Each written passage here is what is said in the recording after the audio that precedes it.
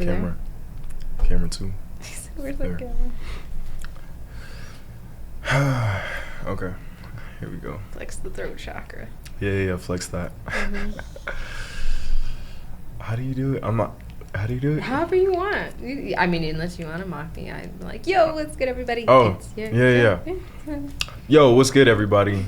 It's your boy, Honor Indigo, and this is Vybez Don't Lie with Xpand with Ransom. Today's guest is actually me. I'm the guest. Yeah. But I got coerced into hosting or switching roles a little bit, so that was my take on the intro. Hope y'all like it. Welcome. You did amazing. Thank you. Hell yeah. So glad to have you back. It's good to be back. Hell yeah. Yeah. So a lot of our talk has been, because we just started the creative channel. We did start that. Yeah. So there's been a lot of talk of just creativity and being in flow state and creation and doing all the stuff. And like I would say, are noticing in comparison to when we've done it in the past, how it's a lot more easier to like get into this and find the right people or attract the right people. Yeah. And things like that. So kind of going into that conversation of just like noticing how creativity thrives in the right places versus places where it's more constricting, like how do you navigate it and all that stuff. So what have you noticed? Navigating spaces that aren't as creatively welcoming versus those that are. Well, first and foremost, it's more so about attracting the right people and attracting the spaces.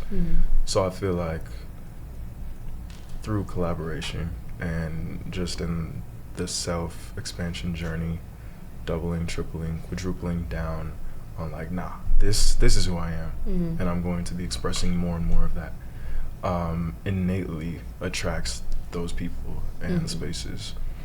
For our podcast, to the point to where we don't really have to like overexert ourselves too much to find the next guest, and then we can always have each other on the way. I'm supposedly the host today.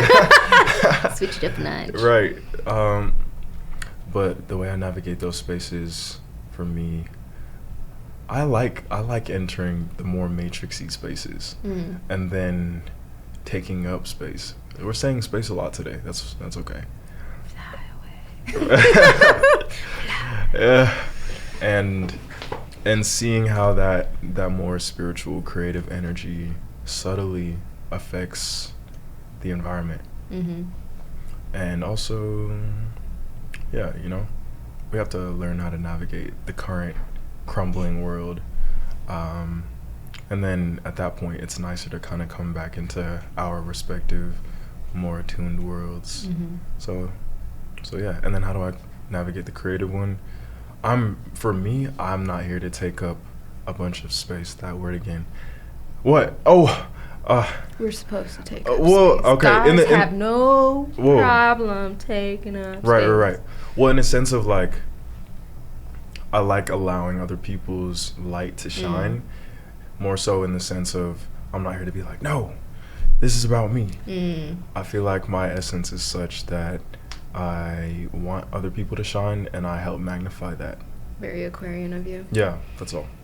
It's like, here, let me show y'all off, but also make sure shit's running correctly. Yeah. And then through that, are you seen? Because it's like, well, who's the person who's keeping all this shit together? I don't know. Here you are. Now, it's one thing navigate. Okay, so I guess this is a two-part. Hold on. Let me think how I want to do this. Because I was going to ask, like, do you ever find that you're more drained after you're in a space that doesn't want you there, but like you still create, and then like, usually it's a good outcome, but like, don't you feel a little bit more exhausted because it wasn't welcoming? Absolutely. So yeah. And then the other thing was, have you ever been in the thought of like the environment wasn't welcoming, but really it was just you, like you were projecting? Yeah, that's a big one I'm learning right now too, is I'm all these things. I'm a black man, I'm more creative than white collar, I'm blah, this and that. And I've been realizing that I have the tendency to project that onto the space I'm in, which, off vibration is going to cause those people to respond that way. rather than me just holding my energy without the projections. I'm seeing that, you know, the world isn't really, it's not really like that. Or at least the one I've been in lately is more so like people being curious and like people looking for new ways to be. And yeah, I don't know if I answered the question. I'm like, what was my question? Yeah.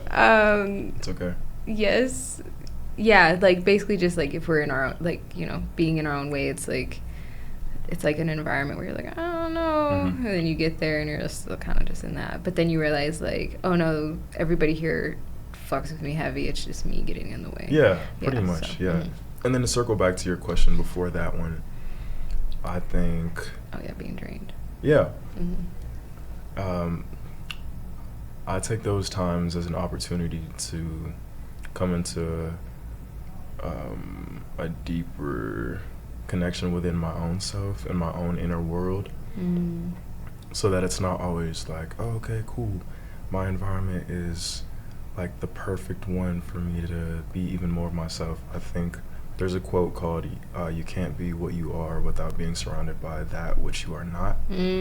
So a lot of times, you know, being surrounded with shit that isn't you at all will make you come into yourself in a deeper way. So I like taking those spaces for what they are.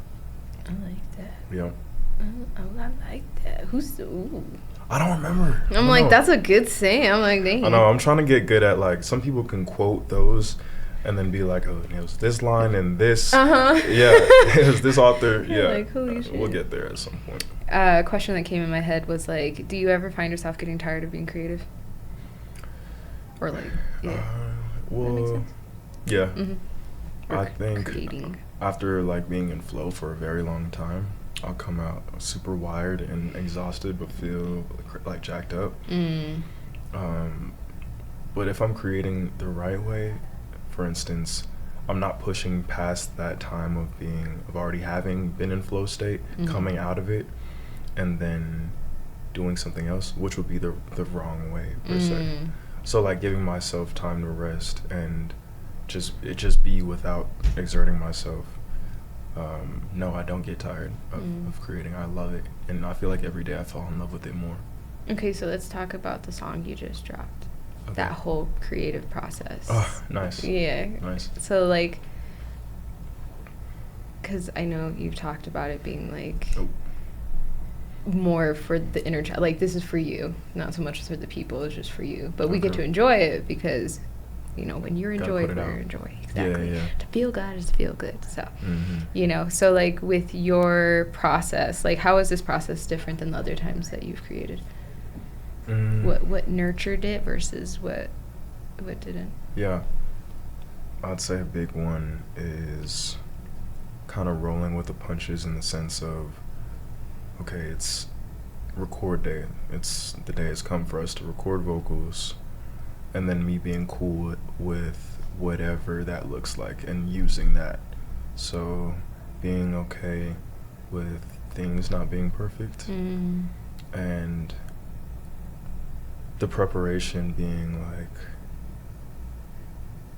like being confident enough in my preparation to not be second guessing how the performance is. That was a big distinction.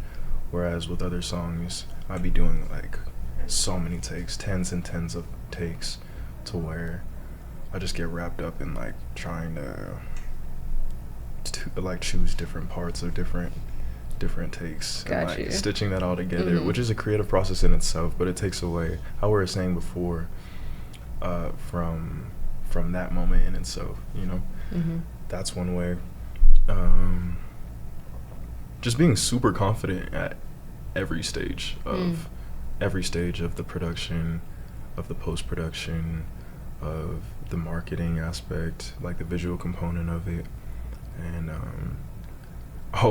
and the biggest distinction of all is moving with the end in mind, and not just off the passion of the current moment, like, oh, this sounds so good, I'm gonna listen to it 100 times back to back, and then by the end of that not really know what to do, or like feel like I don't have the competence to bring it to publishing or to pitch it to, I don't know, playlists or what are they called? Where people write about it. I don't know. Neptune's gonna be like, bro, what the fuck? He's like, bro, yeah. Yeah. Just being super confident at every step, for sure. I love that. Yeah. It's a great song. I recommend anybody to Thank go you. check it out. The song is called Blue, you know. Yeah. Yeah. Yeah.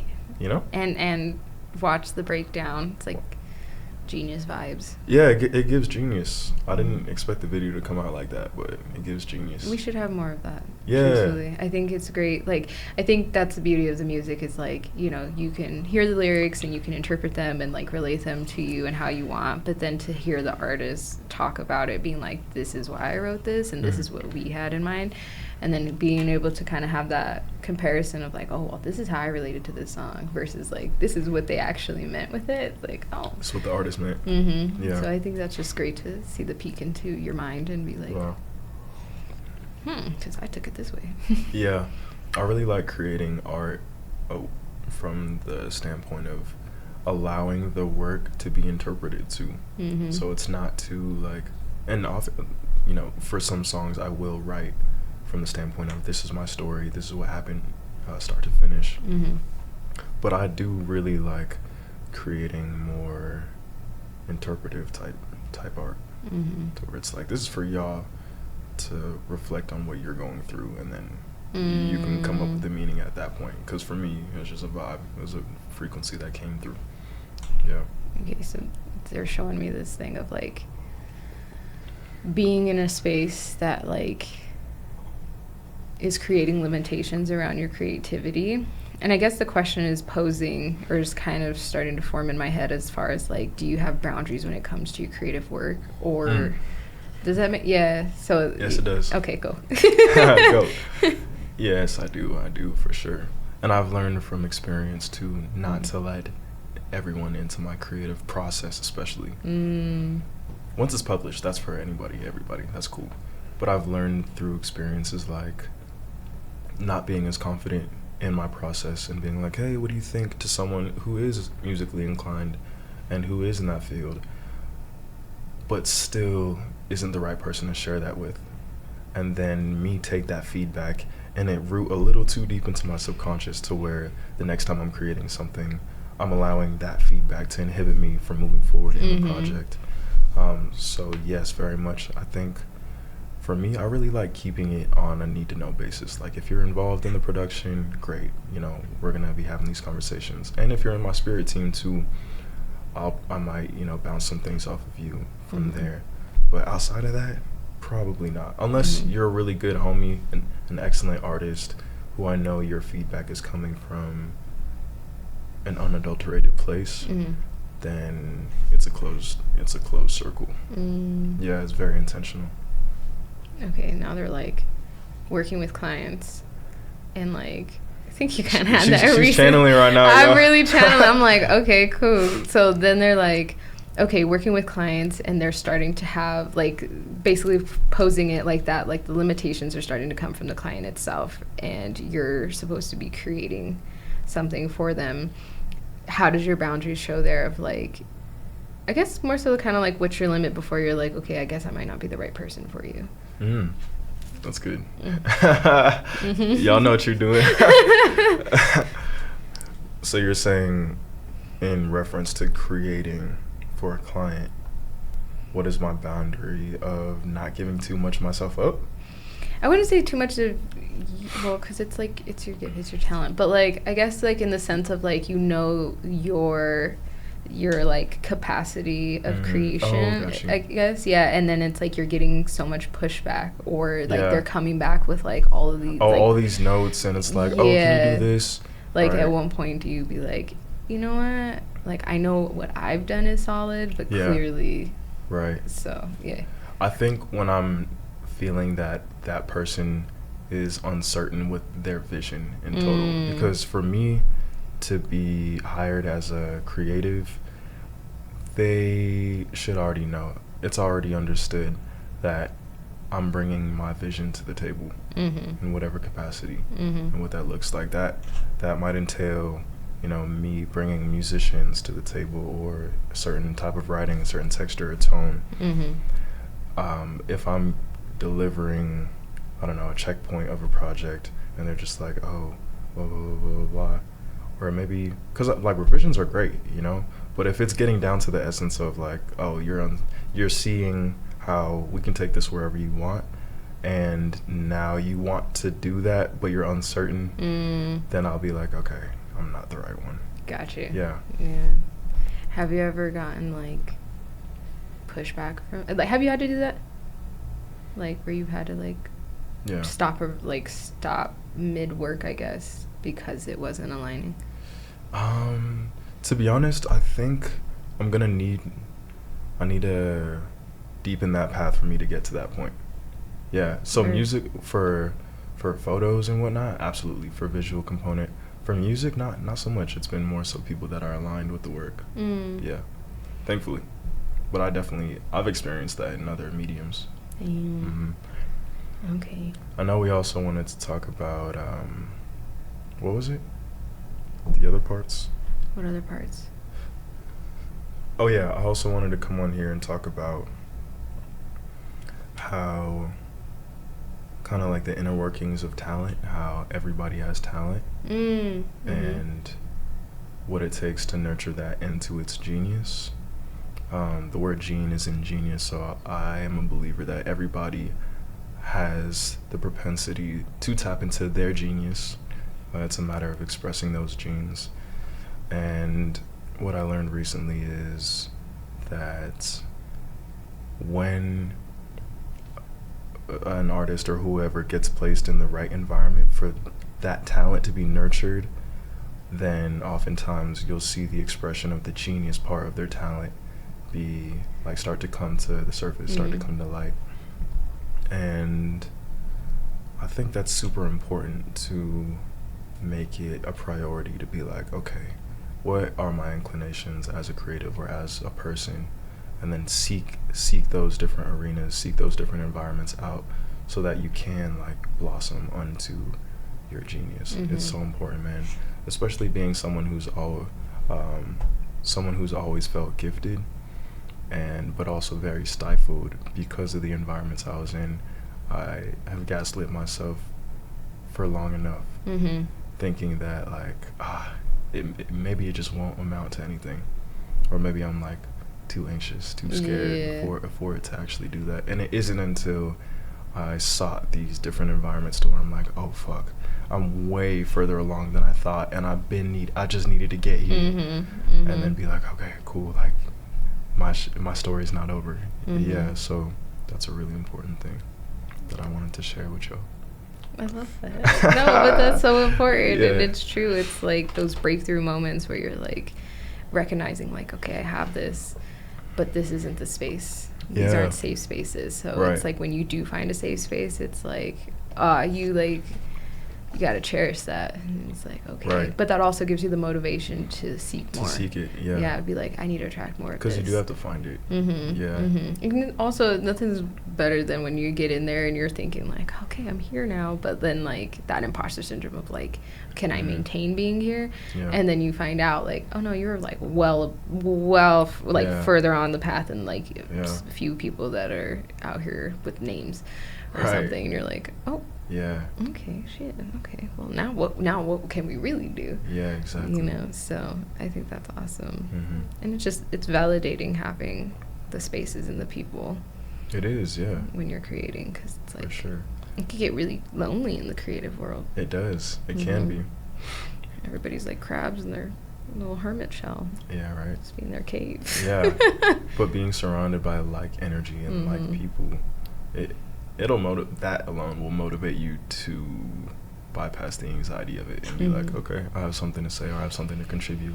And then from there, it's a snowball effect. And like you did say safe spaces, but I wanted to make the clear distinction that it's spaces that are conducive to your talent. So for me, that looks like, you know, studio space, music studio space. It looks like having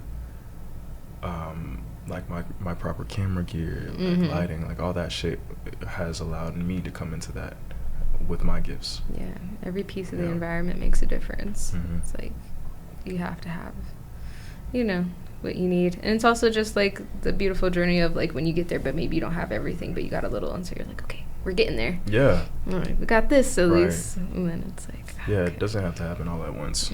But yeah. Love that. Oh, yeah. How long did we want this to be? It doesn't have to be long at all. I'm like, do you know how long we've been going? We've been going. I haven't timed. I forgot what time we started. We're coming up on 30 minutes. What was the other thing, though? What was the other Excuse thing? me. There's one other thing if you want to check what the two things were. Because I just hit one. Y'all are getting the inside scoop of our flow, of our creative, collaborative energy here. Oh, was it what we were going to originally talk about with Groove? Because I know you said being a multi-talented creative and monetizing your skills is one. But you had the two written out. We had the talent being expressed or nurtured in a genius, and then we had one other thing. Remember?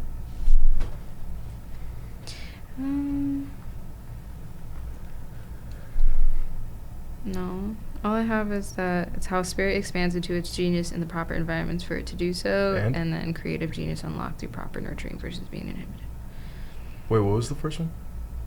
Yeah, because it's how spirit expands into its genius in the proper environments. Oh, so we already covered those two? Okay.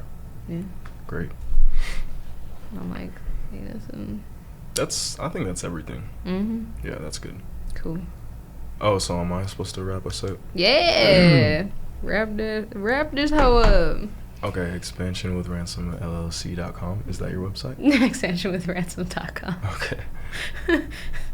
Okay, y'all, we're gonna go ahead and wrap this episode up. Y'all know where to find Ransom.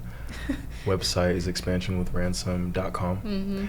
And Expansion with Ransom LLC on social media, on Instagram and whatnot. You got it. Y'all know where to find me. Honor Indigo on Instagram. It's actually Sound Mind Indigo on YouTube. We'll be getting the YouTubes popping, so stay tuned on there. TikTok, Honor Indigo. And yeah, keep up with us, man. We have some really cool artists here. Some really cool things planned. So the show is evolving. Yeah. You know, who used to be behind the scenes is now getting part of the scene. I'm part of the scene now. Co-host. Yep. Look at you. The evolution. Look at the evolution. Who would have known I'd have a co-host? That's not crazy. Me. Surely not me. Shit. But I'm here for it. The expansion is happening. It is, absolutely. Well, yay. Have fun, guys. We are doing so much here, and I'm just going to continue to bring things out and surprise you and get all the feedback and all the good stuff. So tune in, watch all the episodes, rewatch the episodes, you know, feedback, all that stuff. Like, it really makes a difference. It does. We'll see you. Peace, y'all. Bye. Deuces. Ask my guests what do they want to talk about most of the time, and then I formulate from there. That's interesting. You do that beforehand, typically, right? Funny how this showing up works. Ask my guests what do they want to talk about most of the time, and then I formulate from there. Reverse show? Or like, That's what you gotta do beforehand.